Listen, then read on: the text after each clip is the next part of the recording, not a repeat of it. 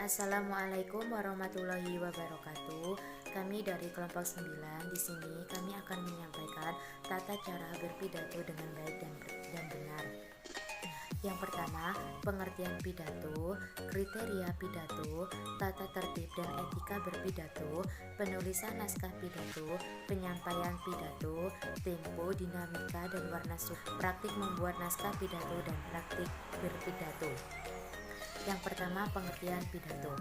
Pidato adalah sebuah kegiatan berbicara di depan umum dengan menggunakan susunan kata yang baik, bertujuan untuk menyampaikan pendapat atau pengalaman suatu perihal kepada orang banyak, serta dilakukan berdasarkan kaidah kebahasaan yang baik dan benar. Pidato merupakan suatu kegiatan berbicara di depan halayak ramai atau berorasi dalam menyatakan pendapatnya. Biasanya, pidato dibawakan oleh seorang yang memberikan orasi serta pernyataan tentang hal-hal atau peristiwa penting dan juga patut untuk diperbincangkan. Pidato merupakan suatu ucapan yang memiliki susunan yang baik guna disampaikan kepada orang banyak. Contoh pidato penting seperti pidato kenegaraan, pidato perpisahan, pidato menyambut hari-hari besar, dan masih banyak lagi pidato-pidato yang lain. Pidato yang baik adalah suatu pidato dapat memberikan kesan positif bagi orang-orang banyak yang mendengarkan pidato tersebut. Berpidato merupakan salah satu wujud lisan. Oleh karena itu, berpidato mementingkan ekspresi gagasan serta penalaran dengan memakai bahasa lain yang didukung aspek non-bahasa seperti ekspresi wajah, pelafalan, kontak pandang, dan intonasi. Sekian dari pengertian pidato.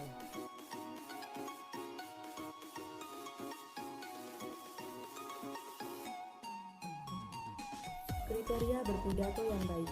Pidato yang baik ditandai oleh kriteria. Yang pertama, isinya harus sesuai dengan kegiatan yang berlangsung. Yang kedua, isinya menggugah dan bermanfaat bagi pendengar. Yang ketiga, isinya tidak menimbulkan pertentangan sara. Yang keempat, isinya jelas. Yang kelima, isinya benar dan objektif. Yang keenam, bahasa yang digunakan mudah dipahami oleh pendengarnya. Dan yang ketujuh, disampaikan secara santun, rendah hati, dan bersahabat.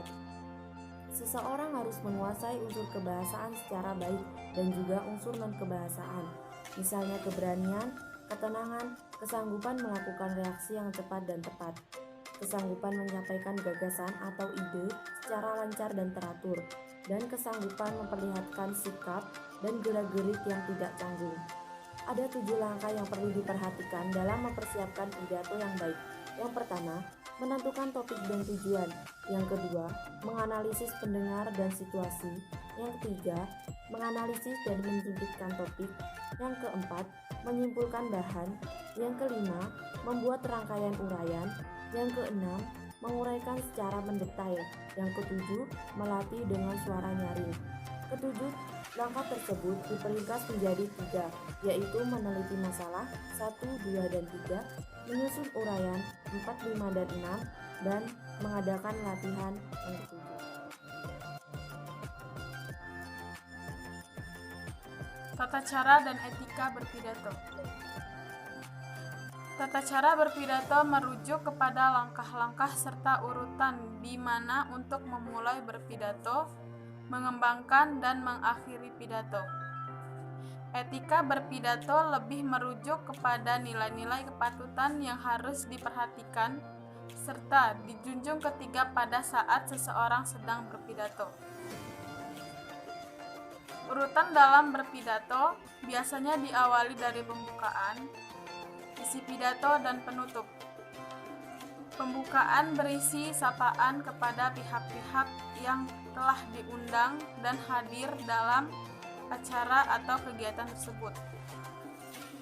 Sajian isi pidato perlu diperinci sesuai dengan kondisi waktu yang disediakan. Penutup pidato berisi tentang penyegaran kembali dari gagasan. Etika berpidato menjadi pegangan penting bagi orang yang telah berpidato. Pada saat berpidato tidak boleh menyinggung perasaan orang lain dan berupaya untuk menghargai serta membangun rasa optimisme bagi para pendengarnya.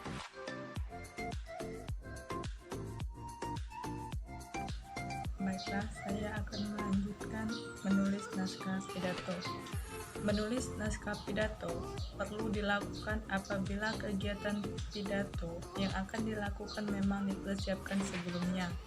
Akan tetapi, apabila kegiatan berpidato itu dilakukan secara spontan, tentu tidak perlu menulis naskah pidato sebelum kegiatan pidato dilakukan.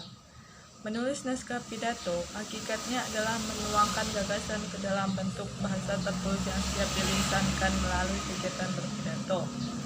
Pilihan kosakata dan kalimat-kalimat serta paragraf dalam menulis naskah untuk menghasilkan naskah lain, situasi resmi atau kurang resmi akan menentukan pilihan kosakata dalam menulis naskah pidato. Dengan demikian, sekalipun naskah pidato itu merupakan bahwa tulis yang akan dilisankan sehingga konteks kelisanan perlu diperhatikan. Baik, sebelumnya perkenalkan, nama saya Sekar Sari. Saya di sini akan melanjutkan materi yaitu penyampaian pidato. Pidato dapat disampaikan dalam dua cara, yakni pidato tanpa teks dan pidato dengan membacakan teks. Pidato tanpa teks disebut juga dengan pidato ekstemporan. Pidato ini dilakukan dengan cara menuliskan pokok-pokok pikiran, kemudian dia menyampaikannya dengan kata-kata sendiri.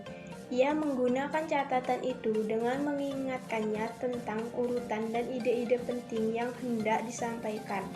Metode ekstemporan dianggap paling baik, karena itu pidato inilah yang sering digunakan oleh banyak pembicara. Pidato dengan membacakan teks disebut juga pidato naskah. Dalam hal ini, juru pidato membacakan pidato yang telah dipersiapkannya terlebih dahulu. Pidato dengan membacakan teks akan terkesan kaku apabila kita tidak pandai-pandai dalam menyampaikannya. Apabila kegiatan tersebut tanpa disertai dengan ekspresi, intonasi suara, dan kesiapan mental yang memadai, pidato yang kita sampaikan betul-betul tidak menarik. Efektivitas pidato dipengaruhi oleh beberapa hal, diantaranya pelafalan, intonasi, nada, dan sikap berpidato. 1. Lafal adalah ucapan bunyi-bunyi bahasa. 2. Intonasi mempunyai dua fungsi pokok. Pertama, intonasi menentukan makna kalimat yang kita ucapkan dengan intonasi yang berbeda.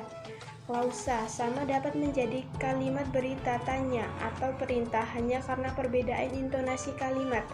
Kedua intonasi dapat mempengaruhi daya persuasi pidato.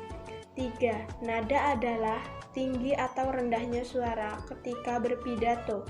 4.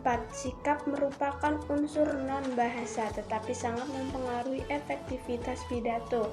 Sikap merupakan suatu bentuk evaluasi atau reaksi seseorang terhadap diri dan lingkungan. Tempo, dinamika, warna, suara. Tempo dapat diartikan cepat lambatnya pengucapan, tidak berbicara terlalu cepat atau sebaliknya. Dinamika berkaitan dengan keras lembutnya suara.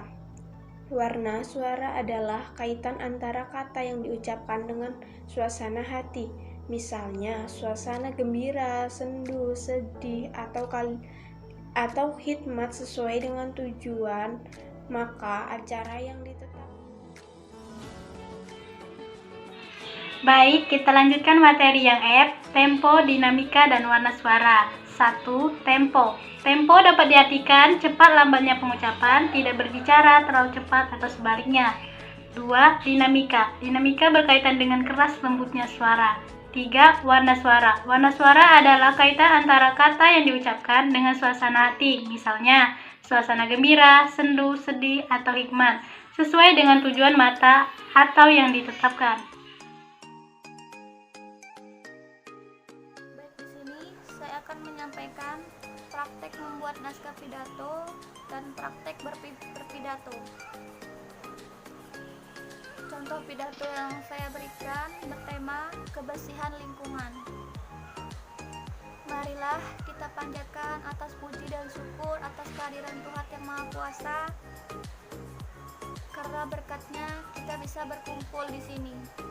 Di pagi yang cerah ini kita bisa berkumpul dalam keadaan sehat walafiat. Pada kesempatan ini, izinkan saya menyampaikan hal yang penting tentang kebersihan lingkungan. Ada pepatah yang mungkin tidak asing lagi kita dengar, yaitu kebersihan sebagian daripada iman kita. Kebersihan suatu tempat mencerminkan sikap dari penghuninya. Menjaga kebersihan dianggap hal yang sangat penting. Jika kebersihan lingkungan tak bisa dijaga dengan baik, maka dampak buruk akan segera menghampiri. Tempat yang kotor otomatis akan menjadi wabah penyakit. Hal tersebut tentu merupakan hal yang tak diinginkan. Selain itu, kita akan dicontoh oleh anak cucu nanti. Hadirin yang saya hormati, saya berpesan agar semuanya mempunyai kesadaran yang tinggi akan pentingnya sebuah kebersihan. Coba bayangkan, bagaimana jadinya jika kita semua tak menjaga kebersihan dengan baik, maka wabah penyakit akan tersebar di mana-mana. Perlu kita ingat bahwa sehat itu suatu hal yang mahal. Tak banyak yang dapat saya sampaikan pada pertemuan kali ini, mengingat waktu yang sangat singkat. Saya hanyalah manusia yang tak sempurna dan tak luput dari berbagai salah. Meminta maaf pada semuanya. Kesalahan pasti berasal dari saya sendiri, dan kelebihan adalah kebaikan hati Tuhan. Cukup sekian yang bisa saya sampaikan di pagi hari ini. Wassalamualaikum warahmatullahi wabarakatuh.